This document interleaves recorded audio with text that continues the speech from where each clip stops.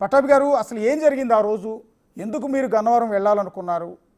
So ఆ సందర్భంలో జరిగింది ఒకసారి రిమైండ్ చేస్తారా?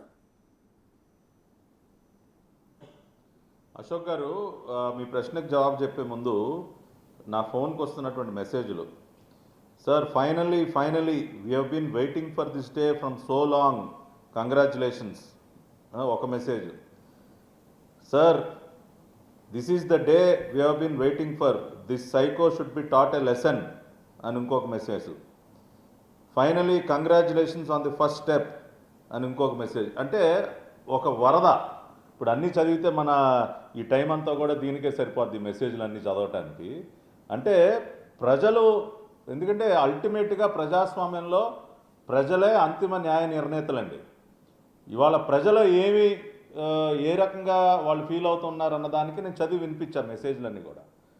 ఆ రోజున అశోక్ గారు, కొమ్మారెడ్డి పట్టాభిరామ్ అనే వ్యక్తి చేసినటువంటి నేరం ఏంటంటే, గన్నవరం నియోజకవర్గంలో ఉన్నటువంటి ఒక సీనియర్ తెలుగుదేశం పార్టీ బీసీ నాయకుడైనటువంటి దొంతు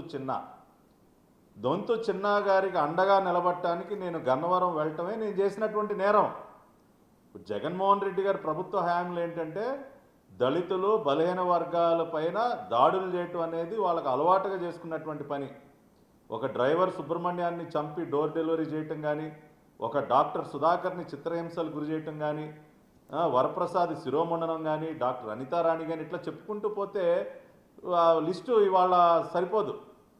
కాబట్టి బలహీన వర్గాలు దళితులపైన జరుగుతున్నటువంటి దాడులకు వ్యతిరేకంగా ఎవరు పోరాడినా వాళ్ళకి నచ్చేది కాదు.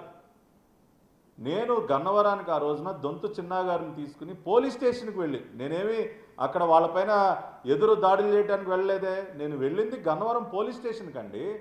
ఒక బలహీన వర్గానికి చెందినటువంటి నాయకుడికి అండగా నిలబడటం కోసం పోలీస్ స్టేషన్కి వెళ్ళా.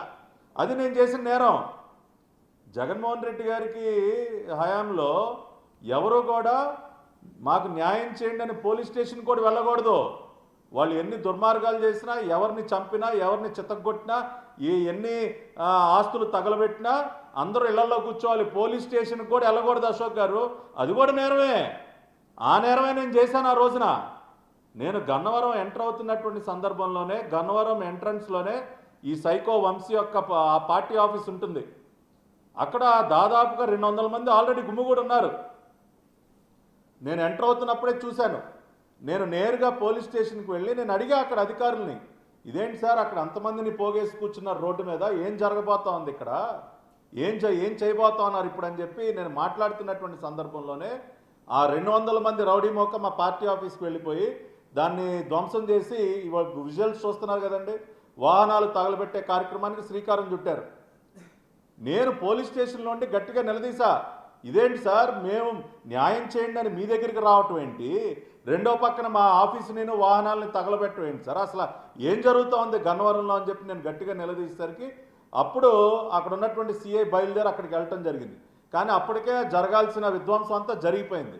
సిఐ గారు వెనక మేము కూడా, అక్కడ ఉన్నటువంటి మేము 25-30 మంది పార్టీ లీడర్స్ అందరూ మేము బయలుదేరి వెళ్తూ ఉంటే, ఒక హైవే పైన గన్నవరం మా మధ్యగుండానే నేషనల్ హైవే వెళ్తుంది, ఒక హైవే మీద మమ్మల్ని అడ్డగించి రాడ్లు, కర్రలు, పెట్రోల్ సీసాలతో మా పైన దాడి చేసి నన్ను చంపే ప్రయత్నం చేశారు.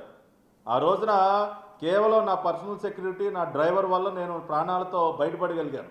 నన్ను ఆ తర్వాత పోలీసులు అదుపులోకి తీసుకుని రాత్రంతా జాషువా, ఆ రోజున కృష్ణా జిల్లా ఎస్పీగా ఉన్నటువంటి జాషువా కూడా ఈ కుట్రలో భాగస్వామి. వంశీకి, వైసీపీ నాయకులకి తొత్తుగా మారిపోయినటువంటి ఆ రోజున జిల్లా ఎస్పీకి కూడా తెలుసు వాళ్ళు ఏం చేయబోతా ఉన్నారో తెలుసు. వాళ్ళందరూ కూడా కుమ్మక్కై, జిల్లా ఎస్పీ కూడా వంశీతో కుమ్మక్కయి ఈ రోజున ఈ అరాచకానికి పాల్పడ్డాడు. నన్నేమో తోట్లవల్లూరు స్టేషన్ తీసుకెళ్ళి 3rd డిగ్రీ సార్, నా పైన 3rd డిగ్రీ ప్రయోగించి చిత్రహింసలు గురి చేశారు. ఆ రోజున నా పైన ఉన్నటువంటి గాయాలన్నీ కూడా నేను లైవ్లో ఆ తర్వాత మీడియాకు కూడా చూపించడం జరిగింది. మేజిస్ట్రేట్ గారి ముందు వాంగ్మూలం కూడా ఇవ్వటం జరిగింది. కాబట్టి ఓవరాల్గా ఈ గన్నవరం సంఘటన మొత్తానికి మూల కారణం ఏంటి అంటే, ఒక బలహీన వర్గానికి చెందినటువంటి చిన్న అనే వ్యక్తికి అండగా వెళ్ళటమే ఆ రోజున వాళ్ళ దృష్టిలో నేరం.